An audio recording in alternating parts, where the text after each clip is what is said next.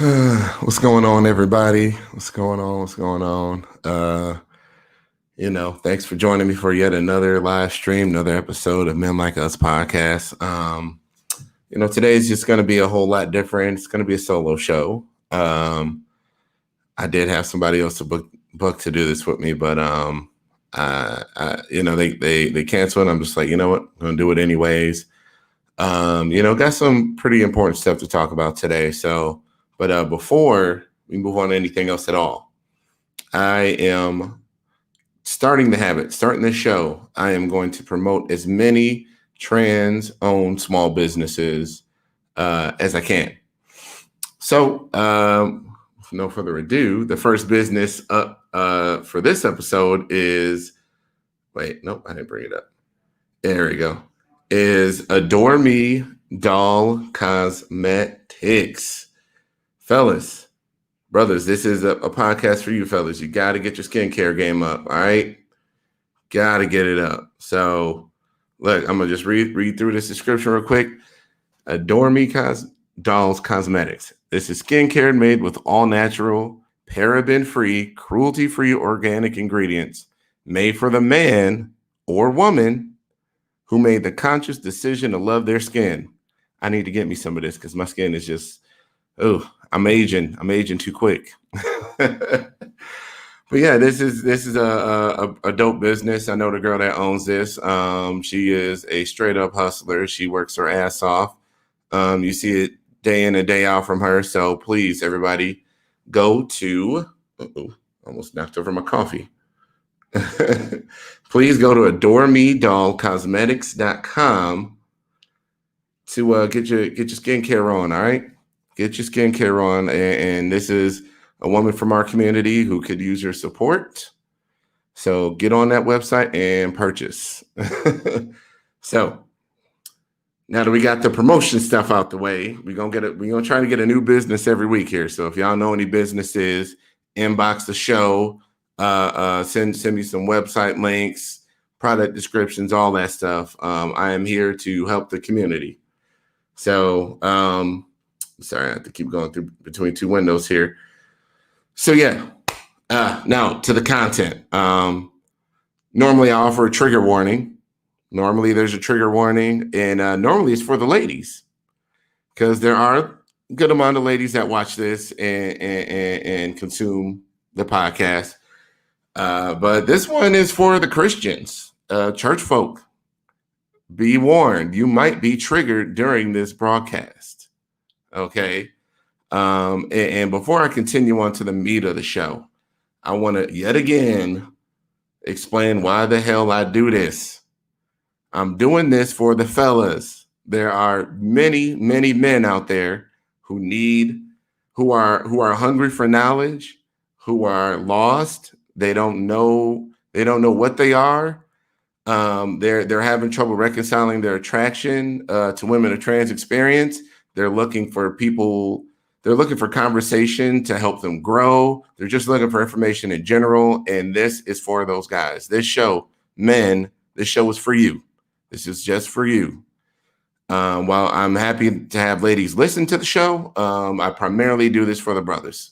Because when I was, in the beginning stages of my attraction and all that stuff, there was no information. There was no conversation. There was nobody like me out there doing this. So these conversations are important, and the content here is definitely out there changing lives. And I've already talked to some men, and it gives who is given courage to continue to pursue being openly attracted to trans women and I guess be transamorous. Now that's a title, the transamorous, that term. We're going to talk about that later. We ain't talking about that on this show because that's a whole nother ball of wax that we got to straighten out. So that is coming up next week. We are going to dig into that term and what it really means and all that jazz. But today, I felt like I needed to share with everybody because I've been getting the feeling that I've been on here talking to guys saying, hey, it's okay, come out, tell your family, tell your friends, be open with everybody. Nothing's going to happen to you. Everything's going to be just fine. And I feel like that might not have been the complete honest portrayal of what is really happening or what can happen. So, it's not all sunshine and roses out here. And so I was just going to share my story because this is the first year that I have chosen not to spend Thanksgiving with my immediate family. Um, and you can tell from the title down below, having the talk with your family led to that. And I just kind of want to share my experience for everybody out there who, is thinking about telling their parents or telling their siblings, whatever else. It's while a lot of people do have really good results with that. I was one of the people that had a very bad experience with that, and it was a whole fucking mess, and it still is a mess. And I don't see things changing anytime soon. So let me go down this damn page. Sorry, I got my show notes here because I need to keep this all organized. So yeah, I've been doing content. I've been doing this kind of content for about 2 years now. And earlier this year, I made the decision to break down the wall between my private profiles on social media, on Facebook and Instagram, and stuff, the podcast that I was doing at the time. It was called Trans Talk for Men. I really kept things separate. I kept things separate in a way that, my friends and family from back home, the folks I grew up with in the hood, the people I knew from the church, wouldn't see it. And it was kind of like I was still living two lives. And, it was definitely hypocritical. It was absolutely hypocritical. So early this year, I made a decision to break down that wall and be fully, open and living my truth and all that stuff. So with that, I had to, I had to have the talk with my mom. My mother is a very, very Christian woman, and I don't think very, very even covers it. So her whole life is church. Her whole world is church. And if anybody knows anything about the Black church, anything outside of regular hetero life is a huge no-no. The Black church does not have a very rosy view on anyone who is outside of the normalized hetero life. So the Black church is really, really, really fucked up in that way. So anywho, I made a decision to break down this wall. I called my mom, and I calmly explained to her, what kind of women I date, why I do this, that women of trans experience are my default. I did explain that I still want to have kids. I still want to be married. I still want that life that, like, my goals on life have never changed. And so I explained all that to her, and, I told her, hopefully, someday, I know that she might be feeling some kind of way, but hopefully someday I could bring somebody home and, make her a part of our family. And, my mom was, during this time, she was annoyed and irritated, and then she hung up on me. She hung up, and I just let it be at that because obviously she was upset. She just needed some space, which I was happy to give her because I knew that this was going to be a thing. And anywho, like 20 minutes later, my mom calls me back and is uncontrollably crying. She is, I don't know, she's just spewing. She was spewing out emotions in a way I'd never seen before in my life. And I'm in my mid to late 30s. So, but anywho, she called back, uncontrollably crying, saying my father would never approve of this. And my father was a very, churchly guy too, but, he died 30 years ago. But, she was trying to lay the guilt trip about my dead father and how he would never approve of this. And, she was, like I said, hysterically crying. And the one thing that she kept asking while she was just sobbing on the phone is, what did I do to deserve this? And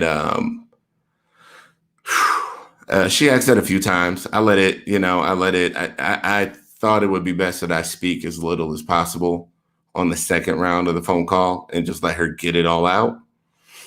But, she said that multiple times. And this was the first time in my life my mother's ever been honest with me about her sadness, her despair. So she was really just showing how sad she really was in life. And this was just something else that happened to her that she didn't feel that she deserved.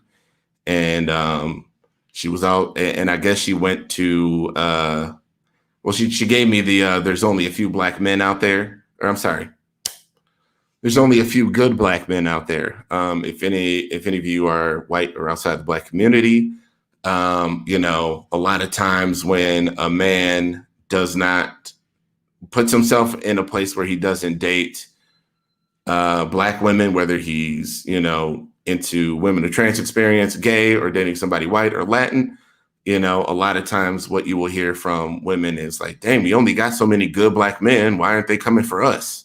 Why aren't they doing this? Like they're not doing what we want them to do. And, it was like I was disappointing the whole community in her eyes, where it was just like, we only got a few black men, and you out here doing this, and you one of the good ones, and you doing this. And, she was greatly, she shared how greatly disappointed she was. And I'm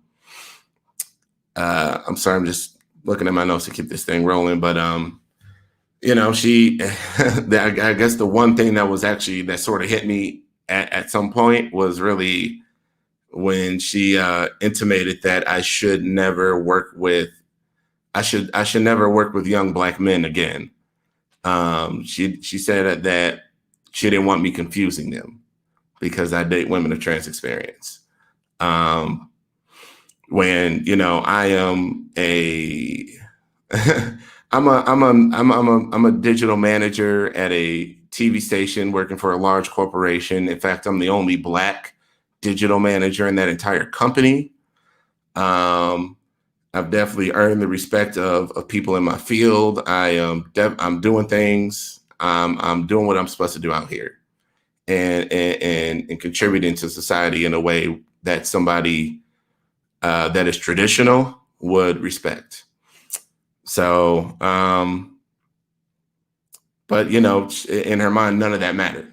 And it didn't matter that I went to school, got my degree, got a great job, worked hard, worked my way up. None of that mattered because I dated women of trans experience. And in her mind, that was disgusting and of the devil. And I don't know. She really just, let's just say she didn't like the idea of that at all. And all of this, all of this anger and despair really just came from her faith. Her faith tells her that this is wrong. Her faith, Christianity, the black church, she's been conditioned to think certain things were wrong and certain things should be persecuted and condemned and looked down upon. And, I had a conversation with my aunt just a couple of weeks ago, and I called her out on it with this whole Christianity black church bullshit, because the black church picks and chooses. They pick and choose which sins they decide to persecute. So for some reason, anything LGBT or LGBT related, they're going to persecute the fuck out of that shit. And it's really, really fucking trash that the black church should, who should be the beacon of light in our community and the leader of, bringing people together. They're really here to judge and cast people out, which is complete shit. So it's really fucked up. There and I'm just going to take one more swipe at black churchgoers, because I'm black. All I can speak from is the black experience. But it's just crazy how so many of these niggas love judging the fuck out of people based on this book that they don't read. Like they don't read it. But my faith says, well, I don't care. The word of God says this. And it's like, okay, well, the word of God says you can't eat shellfish. Or the word of God says you can't come to church with wearing braids. And the word of God says you can't come to church wearing gold. But you do it anyways because you like to just pick and choose what's right and wrong, which is, bullshit. So, anywho, with all that said, this is the first year that I have decided not to go home for the holidays. And, it's mostly because I'm not here for thinly veiled, half-hearted acceptance with a sea of judgment and condemnation swimming just beneath the surface. Like, I'm not here for that bullshit. And I don't know who they think they're fooling with that shit. And anybody who has been in the religious circles, you've probably heard the saying that, we hate the sin, but love the sinner. We hate the lifestyle, but we love the person, which is bullshit because they're not different. They're not fucking different. But, the one thing that I've heard from a lot of my family members is, well, I don't agree with your lifestyle, but I love you. And, that's some bullshit. And to that, I say, who the fuck asks you if you agree? Like, who the fuck asks you if you agree? Like, the response to me telling you that I date women of trans experience should not be, I don't agree with your lifestyle, but I love you. It should be, I love you. None of that I don't agree with it bullshit, because that's just fucking, that's judgment and condemnation, even no matter how you want to cover it up. I mean, at this point, you're being nice racist, and a nice racist is still a racist. You're trying to cover it up with your new church, new age stuff to seem like you're not judging and you're not so terrible when you really are. You really are fucking horrible. So, anywho, I just thought I needed to share this experience and just share my thoughts on a lot of this stuff because, telling your family isn't always going to go nice and easy. And in my case, it didn't.